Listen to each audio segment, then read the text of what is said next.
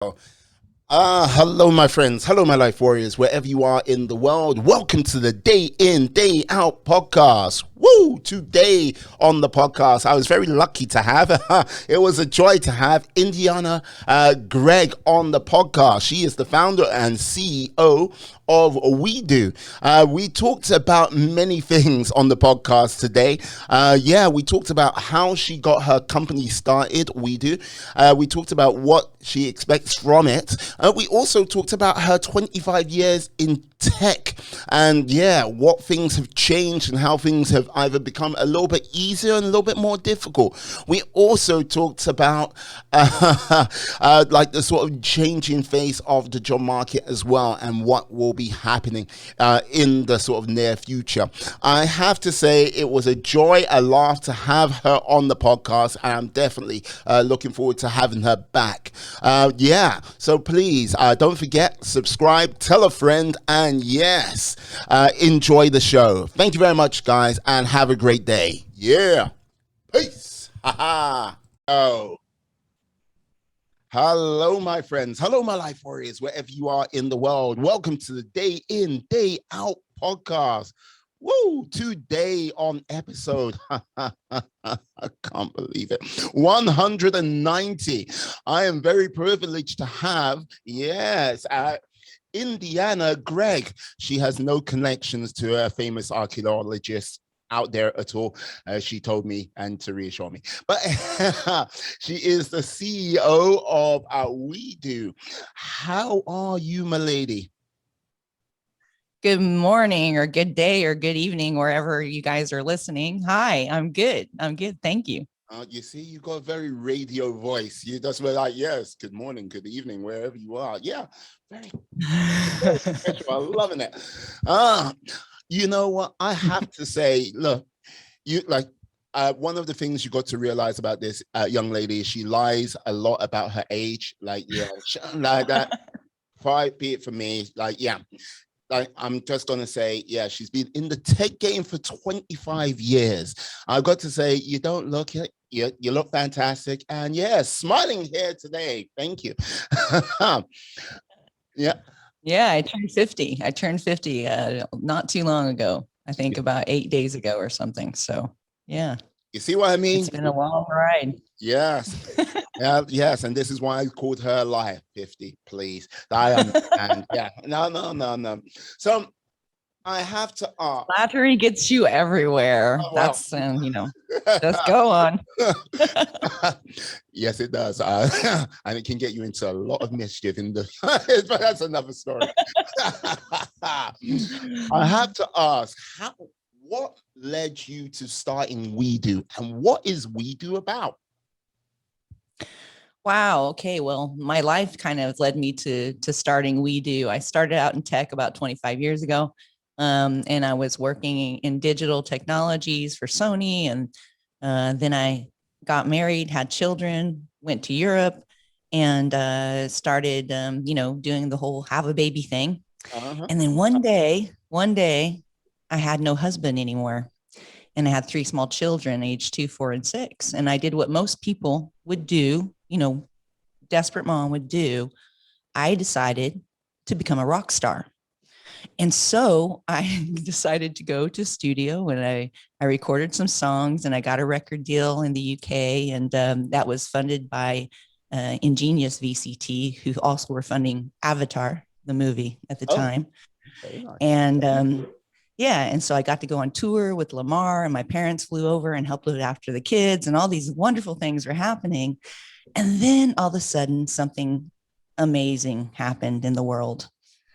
Piracy, pirate sites. And so I decided I would be the bitch of the internet, and I would fight pirates. And I did.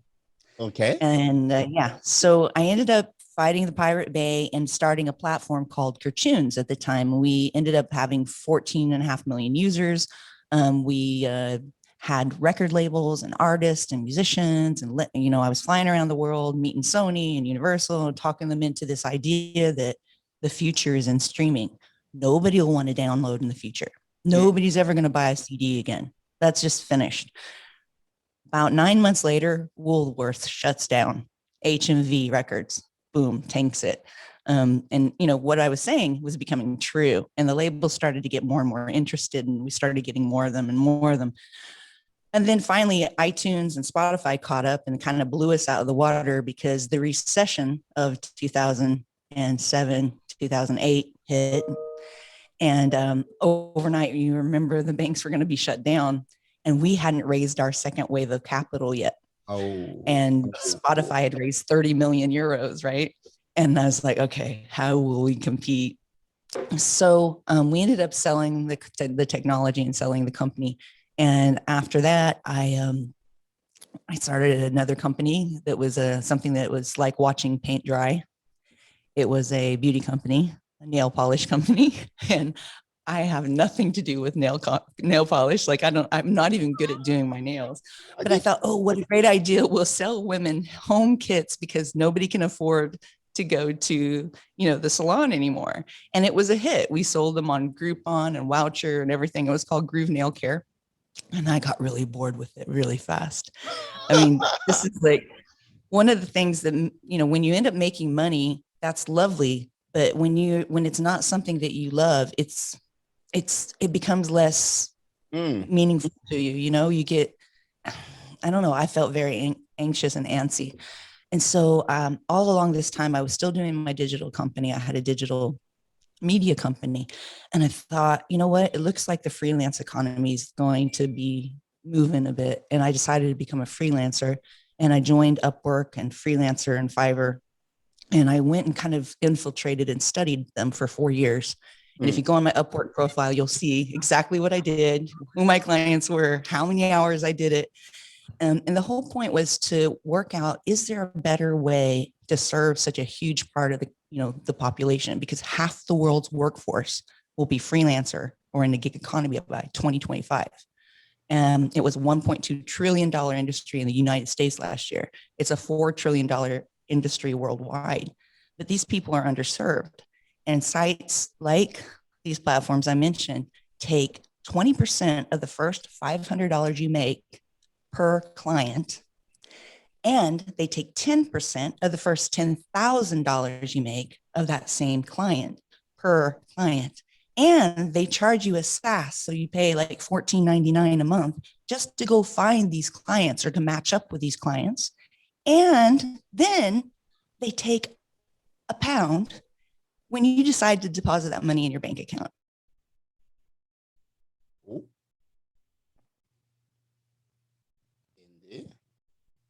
Materials, it's not like a job, right? Like so that's where the idea froze for a second there. You said after a pound it froze. They take a pound each and every time when you deposit in your bank account. Could you repeat that, please? Yeah, and then they take a pound each and every time you deposit your money into your bank account. And so at that point I thought, right, enough is enough. Okay, we have to do something about this, because this hockey stick of the global freelance economy is too important, and they're being exploited, and there has to be another way. And that's where the idea of Wedo came into being. Wedo is a bank, essentially. We're federally regulated in the United States, over 50 states. We're regulated in the UK under the FCA, and we're regulated in Europe right now. And what we've done is we've built a SaaS product for freelancers to be able to serve their client on video or audio. So basically, you invite your client onto a video or audio call, or a whole group of people. It can be a conference of people, sell tickets. You invite them, you send them, your ticket invite. They pay you. They come on the conference. And then when the conference is over, the money's put into your Wedo bank account. And then we give you a debit card, and you can use that money anywhere. You can transfer it to your bank. You can pay your bills with it. You can pay anybody with it, and it's free. Yeah. So we make money through the processing. I'll be transparent here. Okay. We charge 2.9% and 30 cents per transaction. That's it. None of this 10% or 20% of your income. So all we're doing is acting like Stripe or acting like any processor. And we make money on the interchange. When you exchange money, we make a little bit on FX transactions and on the interchange and the banking when you make transfers, just like any other bank. and we make some money from the merchant when you pay your bills with your debit card. So we feel like that's fair because you're not diving into people's money. So a podcaster, maybe you're selling something or you have a book you're going to sell. Within the app, you can stick a sticker up on your video, no matter who's talking in the room. You can stick a sticker up and a timer and say, hey, today for limited time only, I've got these, I don't know, Nike shoes to sell, and tick, tick, tick. They punch a button, the money goes in your bank account and you use it however you want to use it. Same with a service, anything. So we believe it's a way for people moving forward to transact, to start their business, to get a leg up. Because no matter what happens in your life, if you lose your job, you lose your home, or you're living on the street, whatever happens, most people, the one thing they keep on is their mobile phone or their internet service. And because I believe that should be a human right, and entrepreneurship should be a human right. And being able to make a living in this new age should be a human right. And people shouldn't be exploiting that. And that's why and how Wedo happen. Sorry for the big, long monologue. No, but there you go. Yeah, monologue away. Like this is the thing. Hey, if people didn't monologue, I'll be like, yes, my podcast would be so much shorter. Okay, he'll be like, yes, welcome to the 10-minute brief. It's like, yeah, but no. I do find it very interesting though that half of the sort of like working population by 2025 will be like in the sort of like freelance and gig economy, or will have some type of connection to the freelance or gig economy.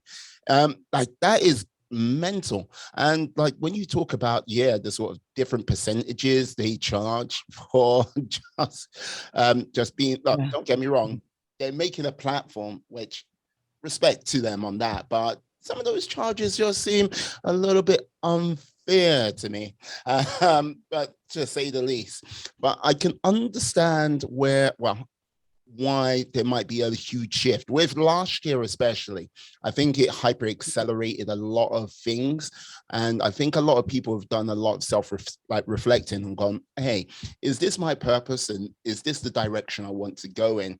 And with that change, I'm not too sure where many people will end up and what they'll do. Have you been seeing that yourself? Absolutely. I think more and more people are really considering how fragile life is when something like a pandemic or any type of big, human catastrophe happens. People tend to reflect more. One thing too is because most things were shut down for so long, many people got used to working from home, and it makes it easier to create your side hustle or your dream experience because you're not at the job working for the man all day. You're at home getting everything done as quickly as you can so that you can start doing the things that you enjoy. And I think probably many people experienced that during the pandemic. And I think it's going to be really hard to get people to want to go back to their jobs. But on top of that, there's less and less jobs. I mean, let's face it, automation, technology, a shift in kind of where we're heading as humans.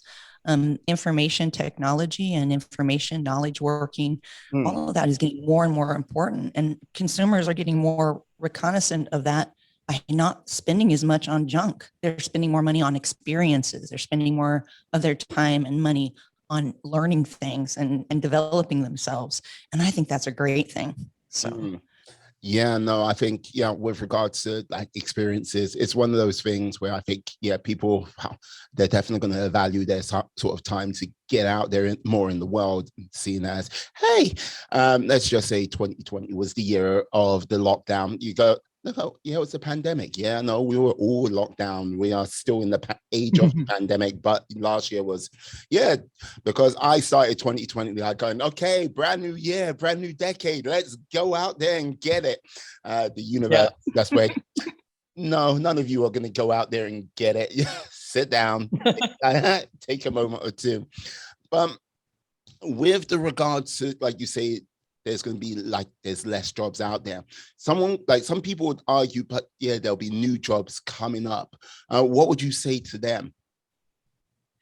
There'll be new jobs, but less of them. And working for, even the thing is, even employers, even people who run companies are hiring freelancers. Mm. Where do you think these people are getting these freelance gigs? So, and brands are partnering with gig workers, with influencers, with podcasters, with, there's other ways to get your brand out now. So the old jobs and the new jobs, it's not a matter of what the job is. They're still jobs, except they're freelance jobs and Yeah. not necessarily employment jobs. And that's the difference. And so what does that do? That empowers the individual a whole lot more. It makes you master of your own destiny. It puts a little pressure on you to get those gigs, but at the same time, you have more of a life. You're in charge of you and you can go do you.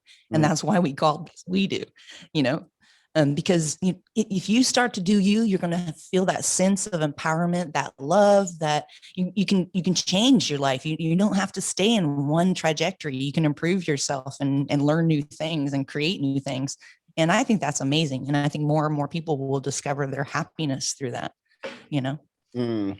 Yeah, I hear that. And like, this is the thing. I really think we sort of going like, we talk about the world in different ages, like, yes, like, the Stone Age, the Bronze Age, like basically like this is the so-called digital age. But I think, to me, it seems like with what's going on in the world and how things are shifting work-wise and everything like this, I think we're going to enter a new age of sort of discomfort.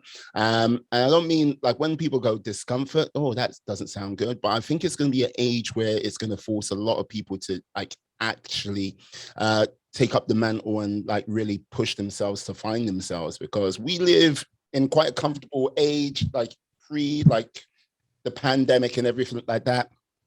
You could just simply go on cruise control. You could go to your 9 to 5, you could do this, but if you didn't really want to go further or anything like that, you're fine. But now I think it's going to be a case of you're not going to really have a choice. It's like, it's here, get out. Yeah.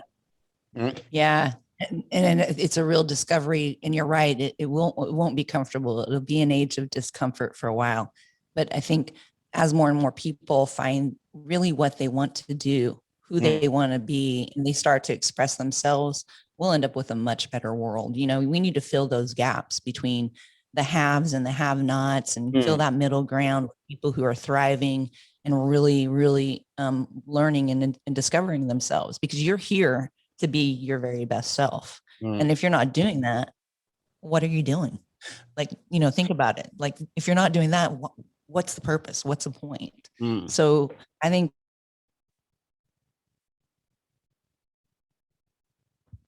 it on, let's make it happen. I think more and more people will be happier that way.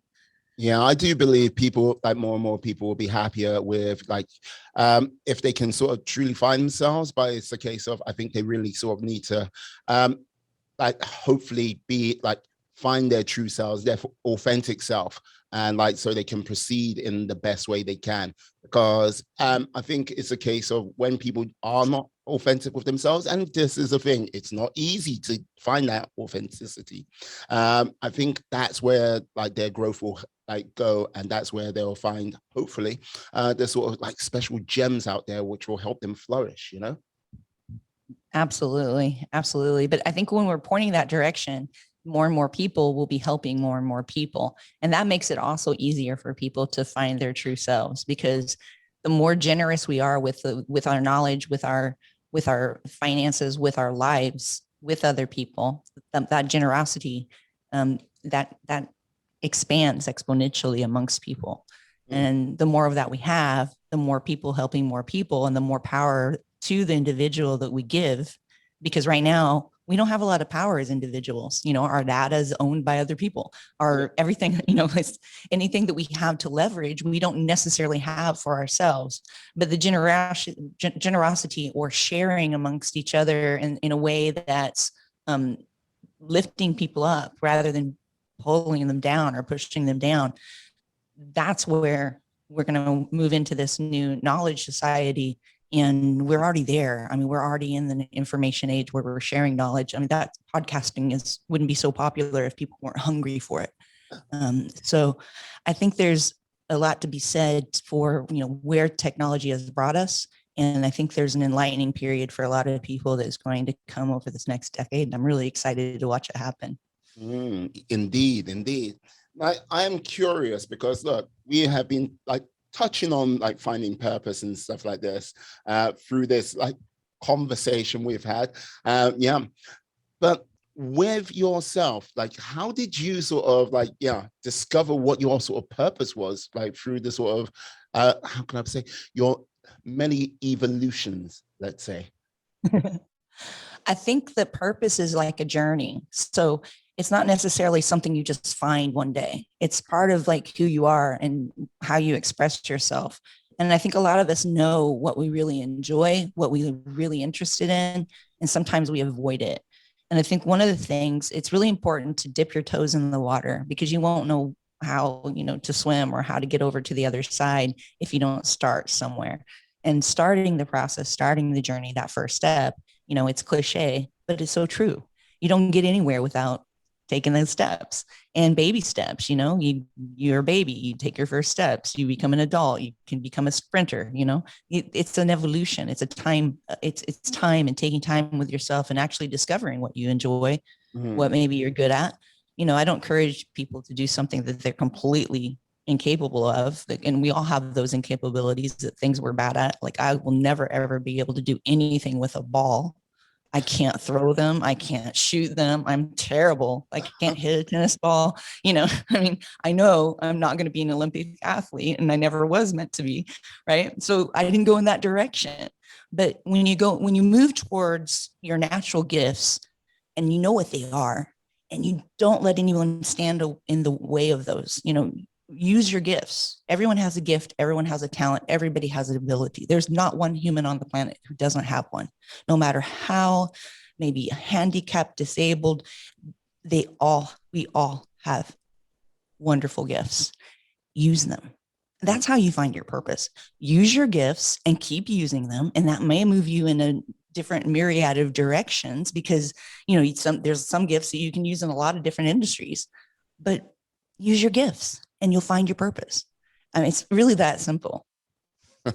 When you say it like that, it does sound quite simple. It's like, hey, use your gift, use the skills you're given, like acquire some more, and keep moving forward. It's like, but like the amount of people if you say that to them, they're like, there'll be a long pause, like,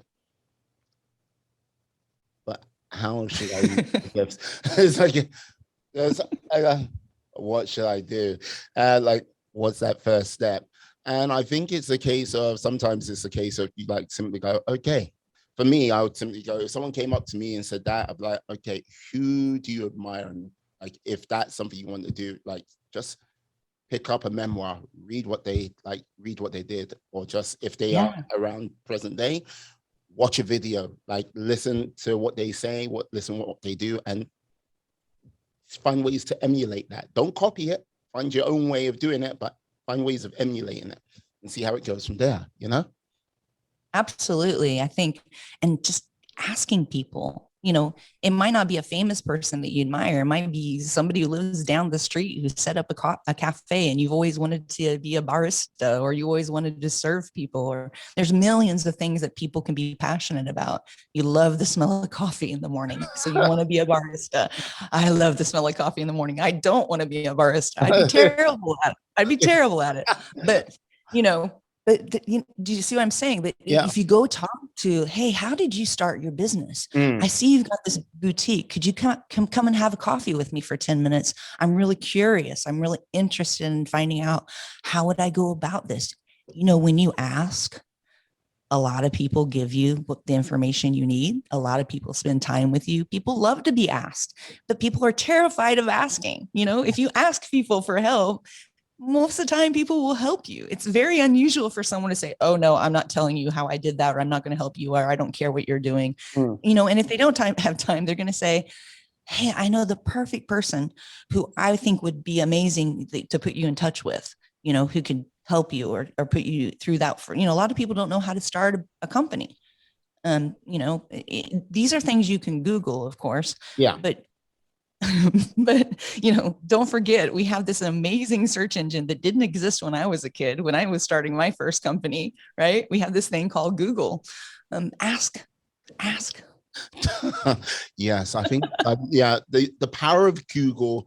But like what makes me laugh is like I often watch YouTube. Second, like also owned by that mighty behemoth Google, and like the amount of times when I like press a video and an advert comes up, like yes, with yes, I've made £5,000, whatever amount in a month, and like you can do it too. And I'm not going, dude, dude, do that. All of you guys, look, I know how you make your money. It's from these courses. Look, yeah, if you told people just forget those, do some research, and you'll most probably find 90% of everything you wanted to know. Like I sometimes think, why don't you do that, people? Why don't you get out there? Why don't you do that? Come on, make it happen. But the sorry little secret is you can give out all the information, and I think 10% will take it on board. Out of that 10%, 5% will act on it for a little bit, and out of that 5%, 1 or 2% will actually execute. Yeah, you're probably right. And that's probably because those people are comfortable. But when you're hungry, you make things happen. You know, when you have your feet on the floor and it's only you and you don't have a boss and no one's paying you anything, you pay attention. And I think one of the reasons why these courses, you know, okay, it's kind of silly that I made, you know, $1 million in 3 months and I'll show you how you do it too, kind of thing. That's kind of just a, you know, a way to grab people and suck them in.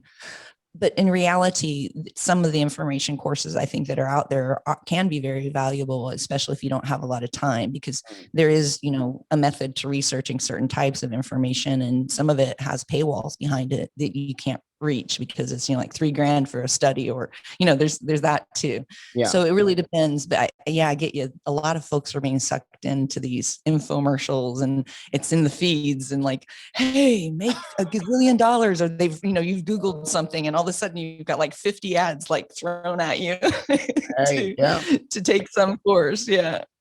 I know what you're saying. I hear you. I'm loving your energy. I'm loving the, like, yeah, just like, yes, I can feel your can't like get up and do this, right? Sort of like coming off your pores right there. Yeah. So I have to ask, like, yeah, like some people are not hungry. You must have been like hungry like a wolf for you to be sort of like starting up companies for all of this time up until present day. What was the sort of drive behind that sort of hunger, that ambition? I'm extraordinarily curious. I want to see something work. And one of my problems is if I see a problem, I have to fix it.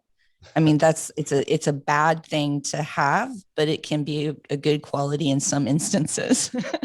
So I don't like broken things. I want to heal things. I naturally want to heal problems. I want to make them happen. And if I see an opportunity where technology can help heal something and really help people, then I go for it. You know, so the cartoons was a great example of that. You know, I had to do it. Once I saw this, I couldn't unsee it. And when you see a vision and you see there's a problem that, you know, with a certain combination of either technology or whatever it is that you can solve, or you and a team can solve, and you don't do it, and then it all goes to pot, or we end up with a bunch of people who are, you know, on the dole in the workforce. For example, I can't see a future like that. I want to see a future where everybody is using their talents and their gifts and their skills. And if I can contribute to that future, and if more companies, more people would contribute to that future, we'd have a better world, right? And for me, there's such a divide in society. If you see something like this and you don't do it or act on it, then how do you live with yourself? So for me, the hunger is in that I'm driven by that curiosity of trying to solve problems for people, and ultimately helping people help more people, because that chain can be everlasting. And I think that's really important that more of us do that, you know? And I mean, yeah, that's it. You know, I think some people think that if you start a business, you're driven by just the financial side of it, the money side of it. It's easy to make money. There's a lot of ways to make money. That's not necessarily the fulfillment that you have when you're solving real problems for real people, and you're putting joy on people's faces, and you're giving them opportunity, or creating opportunities, or helping create those opportunities for people. That makes me really happy. And I feel like that's why I'm here, to do that. So that's why, and yeah, that was my sense of hunger. But there's a hunger, I think, and I think everyone has that hunger, and if they don't get that fed, they're not going to be happy. And you got to be happy. That's what you're here for. You're here to be happy. You're here to be thriving. You're here to learn about this wonderful world and enjoy it, And too many people, they're like, I'll just sit and be depressed. I'll just, I won't bother. Waste of time. I can't do that. It's a shame. Yeah, it is a shame. And I think what that sort of stems from this, I think a lot of people have a lack of gratitude for like what a sort of day can give them as a gift. Because like, look, okay, I sit here in London. I believe you are in London as well. Like in a nice house, and like basically electricity, running water, like I can just pick up a phone, order food, and like there is a multitude of things which will come to my door without me making much effort. Compared to some places in the world, like, okay, forget getting the food to the door without much effort. It's an effort. It's a struggle on a daily basis. Running water. No, you have to literally go miles to get that water. Constant electricity. No, like just having good utilities just frees up your life time to make other things possible. So having gratitude for electricity, having gratitude for water, shelter, just food on a regular basis. Hey, look, you come from a land where they hunt for fun. You know what I mean? It's terrible. It's terrible. But I agree. You'd think more people wake up in the morning and be like, wow, take that first breath and be like, I'm alive. Yeah. Because we're so spoiled. We're so, when we talk about privilege in society, the Western countries, in Europe, in the UK, in the United States, well, less so in the United States because there's such a terrible divide between, the haves and have-nots. But in reality, it isn't so hard for us. And I think that it's very important to realize that we need to actually make up for that and help as much of the world as we can. And I think everyone should have electricity. Everyone in the world should have water. Everyone in the world should have food. There's enough of all of that to go around. Enough of all of it. Plenty in this planet. And I think, we're going to have to make a shift and use less, restore more, create more, be better humans. Otherwise, it's not too easy for a volcano to just spit us out of this thing and they, produce some dinosaurs again or something, right? Well, look, all I've got to simply say is when you say volcanoes, there's only one volcano that comes to mind that I keep looking at it quite nervously. That's Yellowstone. It's like, that's right. Yeah. You remember that film 2012? Yeah. Okay, yeah, I don't know what like that family had, like they had the luck of the gods because it would like it looked like that whole event took it personally. They were surviving for a period of time, and when Yellowstone went off, and it was like, I was like, nah, that's not good. No, that's not good. But yeah, and the time's coming. The time's coming for Yellowstone. I mean, I think it's overdue, isn't it? I hope to God not, because like if it's like it's like maybe a good 5-10,000 years from now, but if it's like tomorrow at 12, about son, I need to get to the other side of we can hope. Yeah, we can hope, but it seems like I read something, and I might not be accurate. I read that it's very close to due date, and it may have been over. I'm pretty sure it was Yellowstone. Okay. Because I don't know. I mean, not to scare anybody. We've got, it now, honestly, if Yellowstone erupted, we're in big trouble. all over the world, right? But all the more reason to find your passion now, because you'll be off to the next life somewhere underground, doing your thing. If not, Right. life's really short. Uh, it is indeed, but it's a case of how the quality you have of it. And look, if we're forced underground, like in some mine somewhere in Wales, to survive, like I most probably be trying to run a podcast, like with a couple of pieces of string. That's like old school style, like one string with a can. Yeah, one can, the other can. Yeah. Okay. Okay, welcome to the Day In, Day Out podcast. It's day 355 underground in Wales. Please remember to subscribe. It's like, we're all here.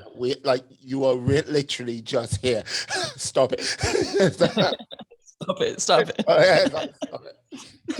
Remember the days when we had YouTube?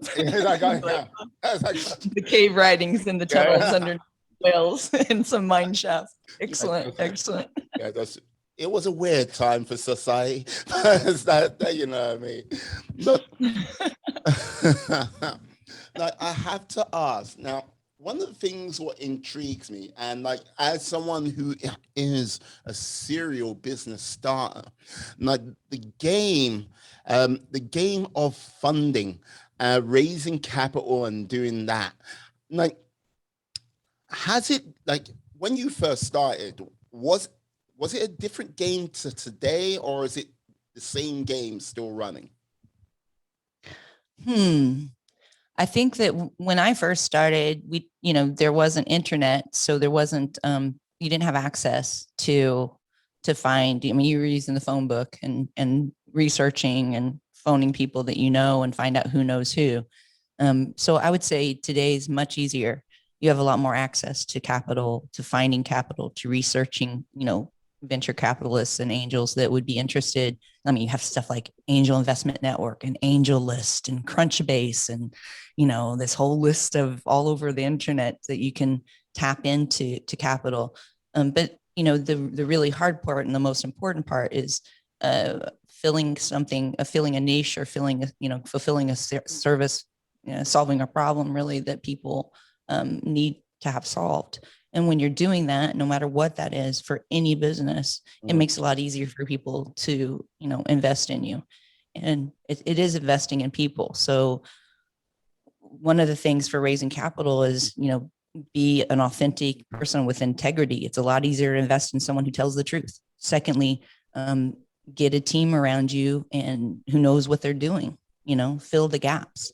And third thing is obviously create a product that's completely irresistible. If it's irresistible and an investor sees it and they think, oh, this is irresistible, you've got a really good shot at it surviving. And, people don't want to invest in things that they don't think you're going to make happen. So have drive and spirit and don't give up and focus, So yes, it's the same game. It's just easier to find investors now than it was before. Yeah. Now, the only reason why I ask is because there are many a person out there who's like, I want to start my own company. And like, okay, some of the projects they like want to do, they are thinking more on a grand scale, because it seems like there's information to start up a small, like, side business, like medium-sized business. But when you're talking, okay, large scale, the information, it's out there. But it's like there's not a lot of avenues. Well, there most probably is a lot of avenues to find it, but it doesn't seem it's like terribly public, if you get what I mean. It's out there, but it's not. Yeah, I don't think anybody wrote the book on, how to start a global scaling startup. If anyone did, probably Reid Hoffman. The Startup of You, I think, is the name of the book. Probably a great book for people to pick up. But yeah, when you're looking at scaling, like if you're starting from small, you have to start somewhere. It's going to be you at the beginning, just you, and whoever maybe your co-founder is. When you're thinking about the scalability, you really have to consider, first of all, is this a problem that I'm solving that millions of people and billions of people potentially might use, right? Is this a product that is, has a differentiator? Does my brand have a differentiator? Do I have a team of people surrounding me, or do I know who that team may end up being? Have I studied, who that could be, who I want to entice to join me on this journey? Um, and a lot of it, the devil's in the planning more than anything, because building businesses that can scale requires a lot of 80, 90-hour weeks. So not everybody is prepared to do that. Most people would rather have a corner shop that they start at 8 and finish at 8 or something like that, and there's 2 shifts, and they can make money that way. It's not easy to do, and I don't think there's necessarily a method, but there are numbers. There are numbers, and there are ways of calculating what your growth would be like, what your churn might be like, what your cost of goods sold, if it's a brick and mortars business or whatever would be. So yeah, again, a lot of information is out there, but the best thing to do if you want to build a scalable business that's global is ask people who've done it before you. Again, ask. Just like, don't be afraid. Look, they don't bite. Not all of them. Just ask the question. Ask the question. And like, this is the thing. When you go with churn, like, I know that's like the amount of cash you go through. Like, it's like, is that correct? That's like when you're talking about the churn rate. No, the churn rate is actually when you're looking at, for example, a digital company is how many users stay versus how many lose. So that's your churn. Right. Or your customers. If you're selling products, how many customers have stuck with you? How many leave? That's your churn rate. Okay. Like, yes, like I need to get more. I need to get through a wheel. Yeah. I need to get them out. Yeah. Yeah. It's like spinning them out. Welcome. Bye-bye. Welcome. Bye-bye. Welcome. Bye-bye. Welcome. Oh, stay? Great. Okay. Yeah. As I say, I need to get down with my terminology with some startup language. It's like, yes, it's like a totally different language sometimes. It's like, yeah, churn. It is, yeah. Like, yeah. All the sort of details that comes into it. Yeah. Yeah, I didn't throw out those words because your audience are probably giving it, what's that woman talking about? It's talking Dutch or Chinese. I'm not too sure. Yeah. With this, with this, having your finger on the pulse of like what's going on, like, has there been sort of other sort of areas where you've looked at and gone, oh, that might be interesting. Oh, this looks like it might grow into something new and special. Have you seen any areas like this which like tweaked your interest? Quite a lot going on right now. I mean, there's a lot going on in artificial intelligence that I'm like, oh, wouldn't it be cool to, do that? And, for me, I'm completely infatuated with the idea of holographic meetings. I think that would be the coolest thing ever. So like AR and VR don't interest me as much as actually creating a tool where people could actually have a face-to-face meeting wherever they go. I think that would be amazing. Yeah. So these are things that I'm super interested in reading about, and I spend a lot of time like reading about new technologies. That's kind of the direction I love, and particularly technologies that will help people leverage their life a lot more. I think that's important, and help the planet. And I feel like if we have the feeling, the sense of being with each other, even though we're not, and video doesn't quite cut it. I mean, there's this gadget in front of me, and the idea of like people meeting and having day-to-day face-to-face meetings with each other where you can see their body language, where you can get a view of where they are and, feel like you're engaging with them just like you would in a cafe. I think that's brilliant. Less people taking flights, less people polluting the air in our cities, less, all of that. And maybe just like meet on special occasions or meet the people who are actually around you. Maybe people would actually start spending some more time with people in their neighborhood a little bit more, right? If they had that ability. So these are the things I think about every morning when I wake up. Yeah, it's a case of I look at it and go, wow, it's like, okay, what is next? Because look, a year and a half ago, I like Zoom. stranger to me, didn't know anything about it. Oh God, I was using Skype of all things when I first started. And it was like, yeah, that was not good. It was not good. It was a pain. But like, but yeah, very quickly, overnight, within 2 weeks, Zoom became pretty much like, yeah, it was just like, yeah, Zoom. Yeah, it was like, it's not Zoom in, Zoom out. It was like, yeah, we know what Zoom is. Video conferencing. And the whole world was on it like that. It's amazing how that changed. It was like, okay. And I'm like looking, what is going to be the next thing, which will be like, okay, like change things like that. It's just, it amazes me. It amazes me. But yeah. Ooh. The world's changing all the time. It's incredible. But I think we watched the acceleration so intensely during 2020 because we all slowed down while all this stuff was, coming at us. We were finding new ways to live. And I think watching that was extraordinary. Like being a part of that, although it was so sad, that we had the loss of life and we had a lot of, problems with the economy and everything else that came with it. Actually being a part of that and being a part of an era where we all experience the same thing. I think there's some silver linings to every dark cloud. And I think that's one of them that's come out of it, in my opinion.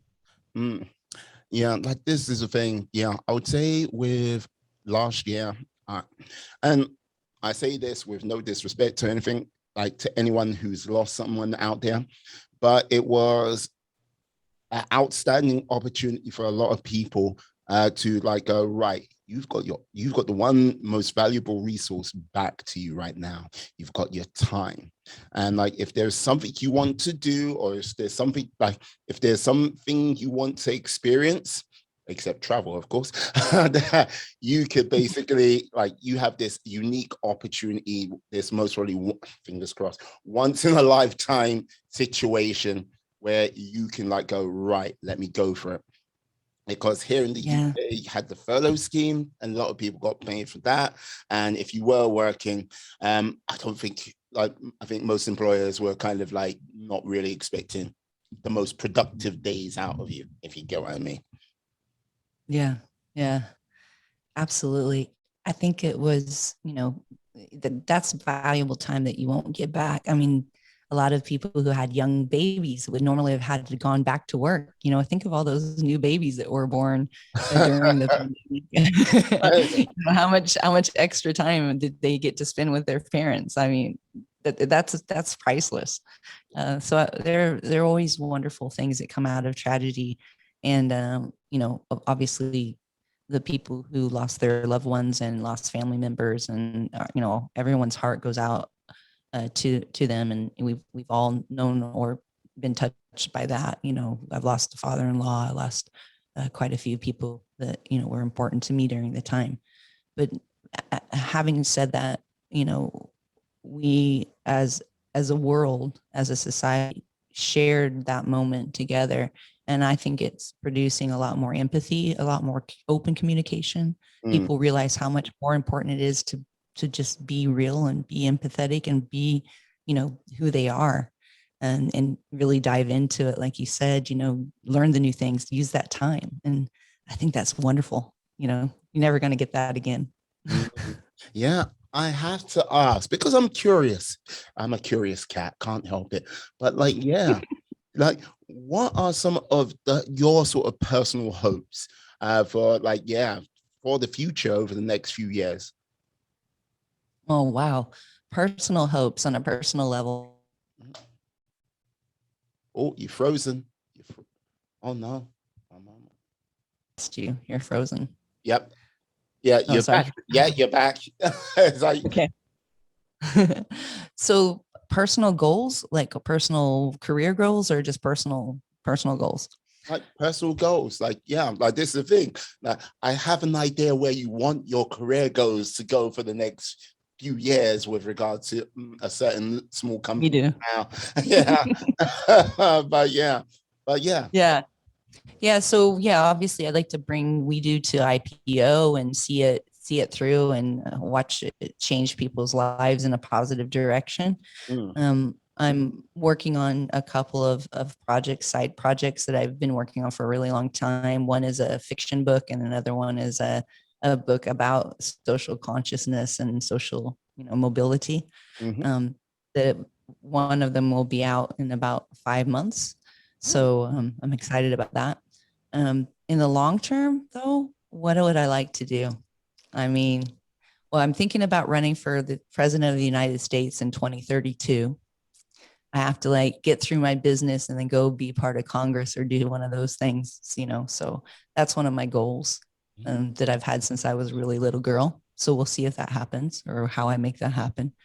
Um, I don't know. Like on a personal level, I'd like to be more health conscious, take better care of myself, like actually exercise rather than work all day. Um, because I have a tendency to want to, read things and figure things out and, do my coding and stuff. So it sometimes it's hard for me to break away and say, okay, maybe I should go outside and have a walk, or do something that's physical in the real world. So I need to spend more time doing that. That's a really strong personal goal for me, is to spend more time outdoors, moving myself around. And because you get a lot of wonderful space in your mind when you're out in nature. And I need to do that a lot more. I shouldn't stay in my cubicle for so long, I guess. You're like, yeah, I'm in my cubicle. I'm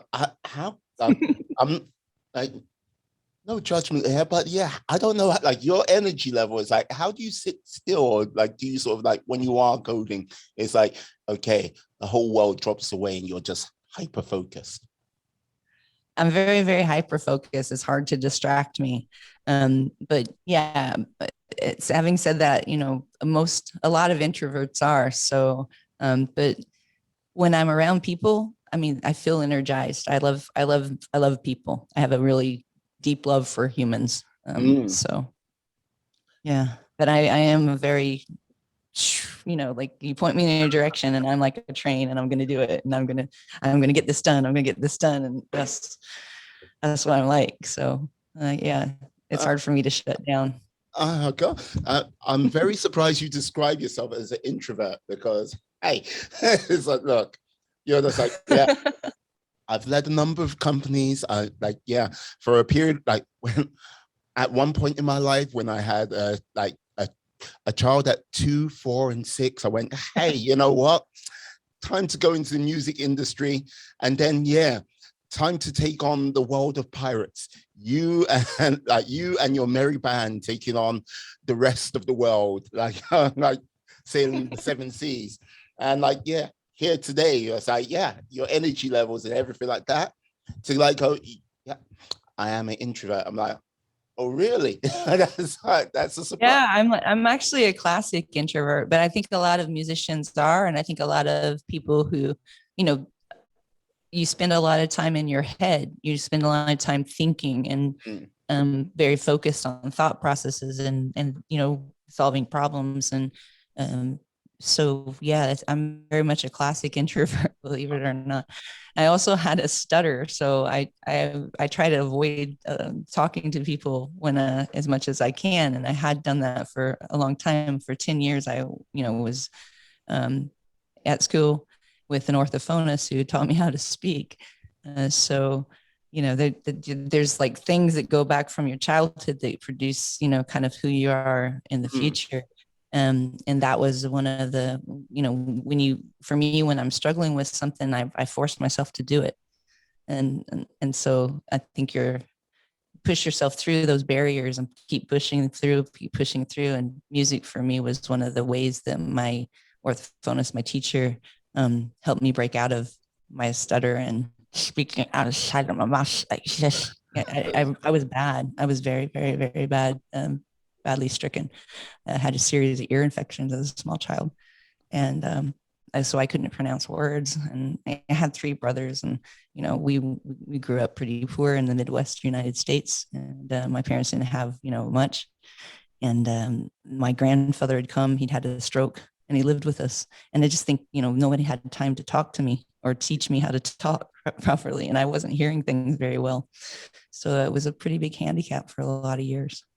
But like, wow, you overcame, and like, I've got to say, your character is wow. What can I say? You seem to be a person which leans into those areas of discomfort on a regular basis, and like helping you like push yourself, grow.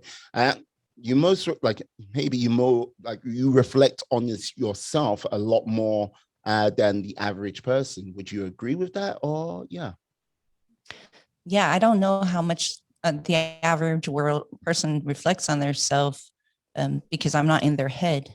But Mm, I know that I do a lot. I reflect on how I, what kind of messages I'm putting out to the world, and how I'm treating the people I work with. And I, I have genuine concern for people and want to make sure that, that they're happy and that they're thriving and that they're doing their best and being their best that they can be on, on their own, but a sense of encouragement, I guess, more than anything. Um, but yeah, I probably do. I probably reflect on a lot of things a lot. I mean, I find myself all the time reflecting on things. In fact, when the day's done, rather than watch TV, I'm more likely to, sit and think or read a book or draw out some diagram and think about it and connect some dots. That's just my personality, but very, very typical introvert. yeah, but like, but also you do reflect, and if we go back to what you said earlier, you're a person who likes to fix things, and that's where I think the key difference is. Yeah, that's true. That's probably a big one. I like to solve problems, you know. I'm not one of these people who's going to fix relationships or like, I'm not like, I'm not that kind of person. I'm talking about like Girl. technical things. Like, I'm sit talking down, about the girl. broken transistor radio. Yeah, that's what I like to fix. You're I in like it. to fix the roadcaster. Yeah, it's like your relationship's like a bit of cold. You sit down, have a glass of wine, and let's talk. Let's do this. It's like, that's how you're like, no. It's like, no. Now, I have to ask, like, also with the road, like, I'm a proud owner of a roadcaster. You're a proud owner of a roadcaster. Like, yes, like, are you embracing the podcaster lifestyle as well? I haven't really yet. The company has a podcast. We're starting our podcast called You Do You, in this coming week, actually. So I'll have to have you on it. Um, and You Do You is really a behind the scenes of entrepreneur life, and behind the scenes of what people do. And that's why we've called it You Do You, because it's we do. But yeah, so I'm going to start embracing it more. But I've been doing a lot of podcasts. I've been on a lot of other people's podcasts, and so that's why I thought, well, let's get some good sound. Um, Plus, Ian, my husband, is a sound engineer, and so he produced that movie you mentioned, Four Weddings and the Funeral. A song called Love Is All Around. Oh yeah. Yeah, so he worked on all the Wet Wet Wet albums Oh, like, and stuff like that. So that's what my husband did. oh, you He know what? I have to have words with your husband. Like, yeah, like, oh, that SOB. Look, I tell you this and that now. longest ever played song. Like, look, I have blocked out what year. Don't even tell me the year when it. No, all through the freaking summer and then beyond. That's oh God. And then I think they've brought it back a while back for like children in need or something, and everybody's like, "What?" It's like, it won't die. Put it out of its misery. No, it's like break out the holy water. It's around. It's still going. Oh God, he worked on that. Okay, wow. Yeah. He worked on all of their albums, and he worked on for like Seal's album, a Crazy. Do you know the song Crazy? Yeah. Yeah. Oh, you never will survive unless little You're a little crazy. crazy. Did he do Kiss for a Ian Run? worked on that with the Trevor Horn team. I think he spent 3 months in a locked room all by himself to come up with the the sound basically of the song in the background. So yes, It's the so yeah, in a world of sound engineers, I wasn't allowed to do a dodgy podcast. I had to get a roadcaster. Like, This is what you need. It's a unidirectional mic. yeah. You can't go wrong, Indy. It won't sound bad if you have to do this way. So yeah, I've got this on my desk now. You just Flex dust. Got one more thing to clean. It's like going, okay.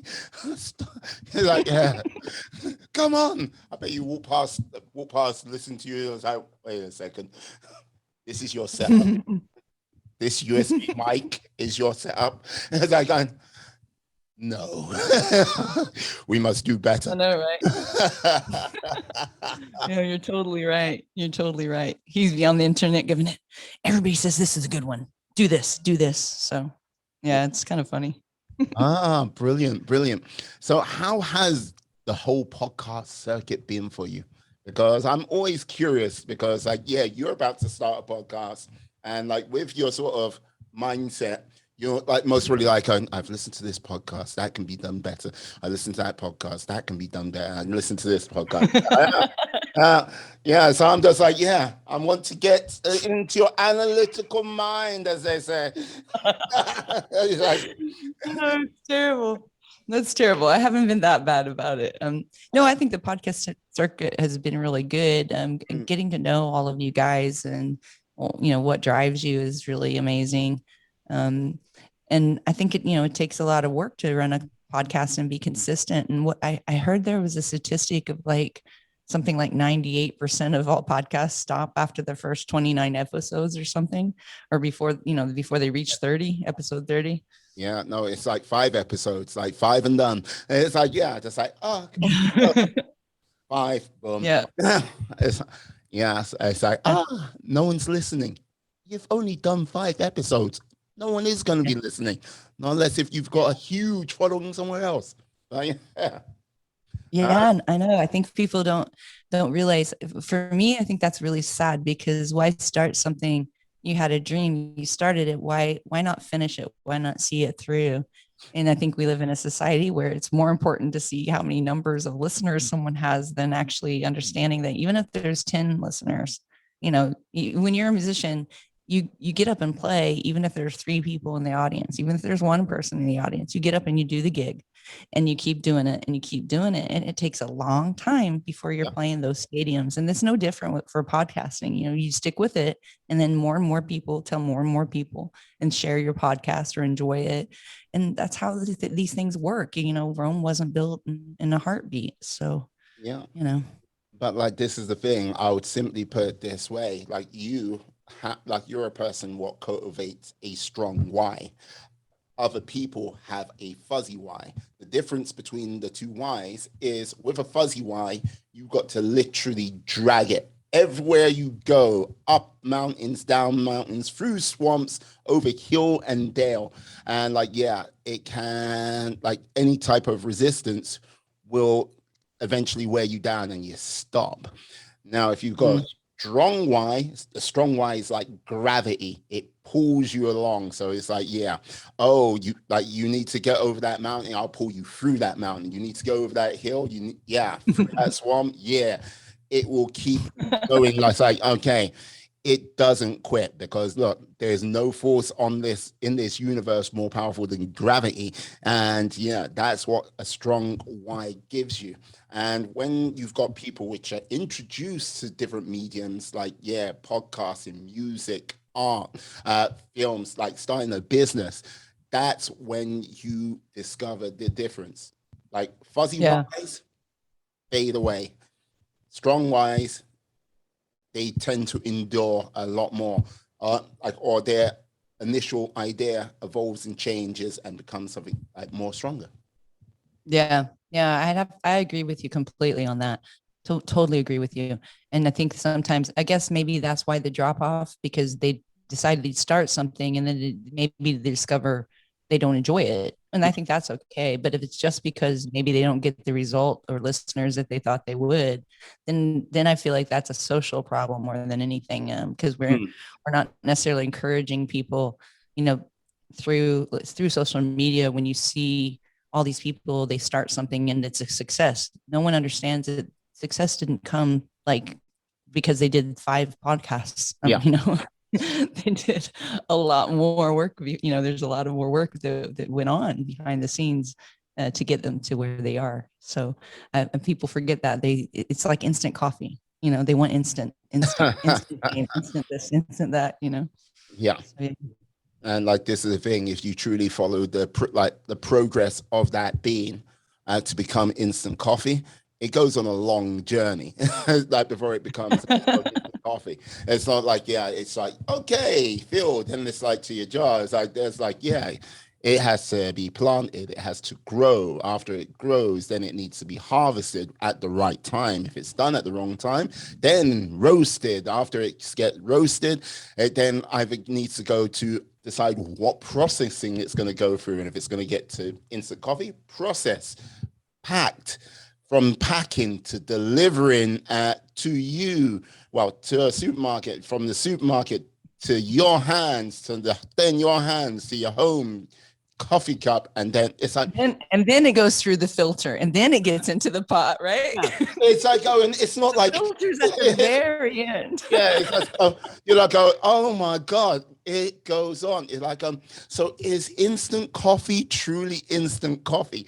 And the answer is no. So so if you expect things in life to be instant, there's a whole hell of a process what goes behind that before you can actually like get what you think, what you deem, if it's success, what you deem as success. Because you got to, I would say, when it comes to that type of thing, you got to know who you truly are, because you will just go off on what people go, that's success over there and that's success over there, but not truly what it means to you, Absolutely. I agree. I mean, I love that. I love that idea. I just had this kind of image of like a little coffee bean, like, a seed going in the ground, and out pups the coffee bean, and it's going through all its travels, and it changes over time. And it's, so much like life, and to finally get to that destination, which is sadly being devoured by a human. But and then that process too, like follow the coffee bean all the way through that process. And life is a lot like that. I think that's a brilliant analogy that you brought up. I love that. That's excellent.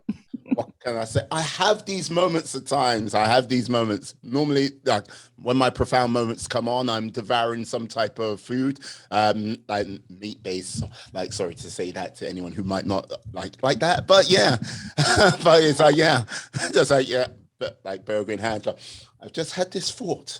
It's like, my friend's like, wait for it. Now, now, with everything what's going on, like you've got Wedo. It hasn't launched yet. Am I right in saying that, or you're in a soft launch stage? We have gone through a soft launch that was a private soft launch, and we actually go live this coming week. So we're live in September. Oh, yeah, September. Exciting times. Yeah. And we do a proper soft launch at Web Summit in Lisbon, which is November 1st to November 4th. So we've been invited as a beta startup at Lisbon. We'll have a booth there, and we're going to be participating at that. It's one of the big conferences for tech, so that's really super exciting. So we're doing a lot of crazy things there, and then early in the year, next year, we'll go into like a full launch. So people will hear about us, I hope, at that point. I hear you. Oh my God.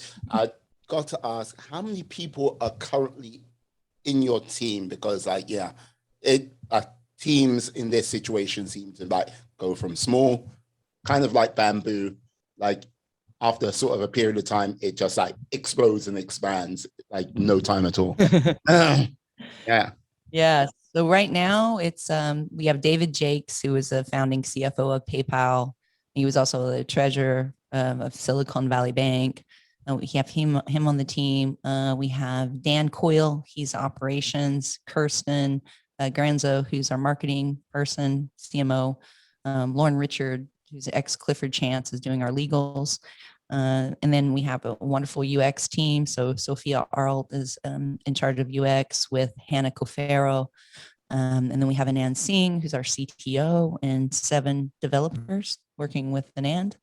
And and then we have a whole host of advisors and mentors and coaches that work with us as well. So I guess we're probably, if I had to buy t-shirts for everybody at the conference, I think probably between 20 and 25 people are either part-time or advisors plus the full-time, there's probably 15 of us who are full-time. Okay, like 26 t-shirts. I'll take one of those for free, or a hoodie. We'll talk. You have to come to website. We do Lisbon. Well, yeah, you know what? Don't tempt me, because I'll be like, yay, I'm here. Love it. Now, okay. Now, this is going to be the question of the day. Well, I need to test your psychological profile. We shall see. Okay. Now, pick a film, any film. Okay. The Blues Brothers. The Blues Brothers. Okay, now I want you to replace the whole cast of the Blues Brothers with like the Muppets, except one human, like the Muppets from Sesame Street and the Muppet Show. Oh God. Okay, so Dan Aykroyd would need to be Kermit. Okay. Kermit would be Dan Aykroyd. Belushi should be Fozzie. I think that would be funny. You know, especially the scene in the car where they jump. They jump like they've just broken out of the state penitentiary in Indiana, and they jump out there in the Bluesmobile, and they jump the bridge. I think they're going into Chicago or something. From the Muppets, who else? Oh gosh, the Nun. What Muppet? Miss Piggy would have to be the Nun. That would be hilarious. Oh gosh, who else is in this? I mean, everybody's in this. James Brown is even in this. Like, the Blues Brothers had everybody. Everybody who was like huge. You know, like Aretha Franklin. Like, what Muppet could be Aretha Franklin? There's just not a Muppet cool enough to be her. I guess Miss Piggy would have to be everybody, just like with an afro or something. I mean, yeah, Ray Charles was in there. It's like, who could be Ray Charles? I think the Count would be a cool Ray Charles, because that would be funny. I can see a little tail feather. 1. I can see a little tail feather. 2. I can see a 3. Yeah. Tail feather for everybody. Yeah. The best part of the Muppets for me was the saxophone player. Yeah. And I love the 2 grumpy guys in that. What were their names? The grumpy guys that were in the balcony. I know the ones you talk about, but this is the thing. I can never remember their names. It's just they were like the hecklers. Yeah. They were so funny. I could just see them now going, "You call that music? It stinks." Yeah. Bring back the Muppets. Henson was great. I mean, he was great. He was great. I don't think we'll ever get a Muppet show or a puppet show quite as amazing as that, you know, and all the episodes and all the, you know, the famous person who would come, like who would be the person of the week that would come on the show. Yeah. They had some real crazy ones. I mean, it was pretty cool. I remember James Bond, like it had Roger Moore on there, and just like, all right, just like having this sort of surreal moment, just like, okay. It's like, and like you kind of like, you can tell from the sort of the start of the day when they're like, okay, yeah, okay, I'm clearly talking to a human being, and then as the sort of day goes on, they kind of lose themselves, and it's like, yeah, actually like a shift to like, yeah, they're actually talking to this Muppet, and they were in it big time. It's like, yeah, brilliant. Like, you know what? Like, instead of like Count Dracula, like if it was going to be Ray Charles's character, I'd have Ralph the dog, like from the Muppet Show, being Ray Charles. Oh, really? Yeah, that's true. That would be a good Ray Charles. Yeah, that's That would be real good. That would really be good. I mean, I can't even think of more characters. Like there was the drummer that was crazy, that was bonkers crazy. He fits totally into the movies. He's like Animal, like no, it's was animal. it was named That's the Animal? drummer's name. Yeah. Yeah. Yeah. Is that Animal? Yeah. Oh, right. Oh, yeah. With the red hair, Yeah. like the red hang me down, like moppy hair. Yeah. Animal. Oh my gosh, she was amazing. Yeah. How did you like what? Okay, so how do you make your psychological assessment after asking someone to replace characters from a movie by the Muppets? Like, don't you worry, it's all going into a file.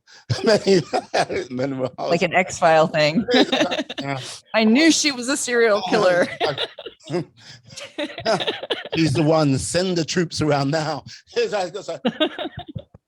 They're smashing through the windows, on those. Yeah, the men in black smashing through my window coming through now.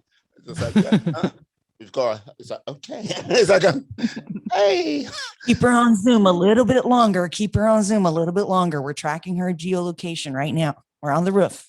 What room she in? Get the day vision goggles out. It's like, day vision goggles. It's like day vision goggles. Really? It's like I got day vision goggles. I got the day vision goggles out.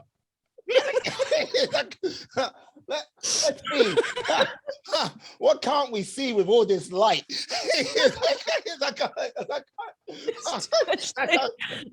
put the goggles on. Take them off, put them on, take them off. It looks the same. The infrared. Okay. Oh my God. When you said James Bond, it's just like my mind's like, I've got people in black on the roof with their it's like with their David gas masks on. I'm getting ready to throw a grenade. Oh my God. Oh, okay.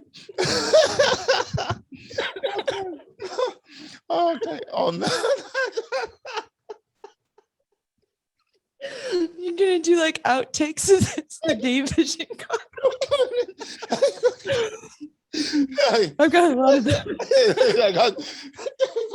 They're sunglasses, aren't they? They're sunglasses. Day vision goggles. Oh, okay. Yeah, okay. Thank you.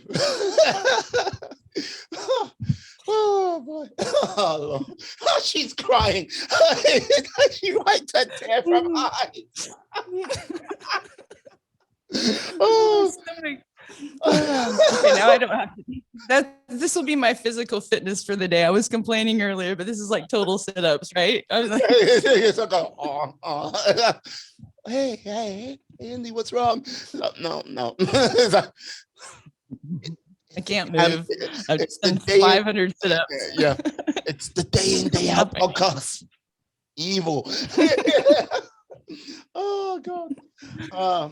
Now, can you tell the lovely people how they can find you out there in this big wide world? Yes, absolutely. Anything we do _HQ for social media. So we do _HQ. So that's Twitter and Instagram and all those other lovely things that people do. And on the App Store, we're just Wedo, WEDO. And if you want to hit the website, it's getwedo.today. Ta-da! Hey. Yeah. That's my infomercial. Getwedo.today. Hey, remember, cats and kittens, getwedo.today and make it happen. Bring that Wedo life to yourself, to your phone immediately. Hoorah. Brilliant. Do it now. Absolutely. Do you today. Get Wedo. Brilliant. Indiana, I have to say thank you for coming on today. You have been an absolute superstar, to say the least. That was a lot of fun. I don't think I've laughed so hard like for weeks. That was just hilarious, though. I don't even like the hilarity. It was brilliant. Absolutely brilliant. Thanks for having me, man. I really enjoyed it. The I pleasure's really all mine. The pleasure's all mine. Oh, brilliant, brilliant. And let me just say thank you to you, my friends, my life warriors, for sticking with us, staying with us up until all this time. Yes, all of the notes will have her details on there. So please go out there, sign up to Wedo, make it happen, make it grow, make it special. And yeah, you helping her helps yourself. Just remember that. That's what I gotta say. But say, please, my friends, stay safe, stay well, be awesome, be excellent, be fantastic, be all the positive bees you can be in this world, and then some. Thank you very much, guys. Yes. Peace. And we are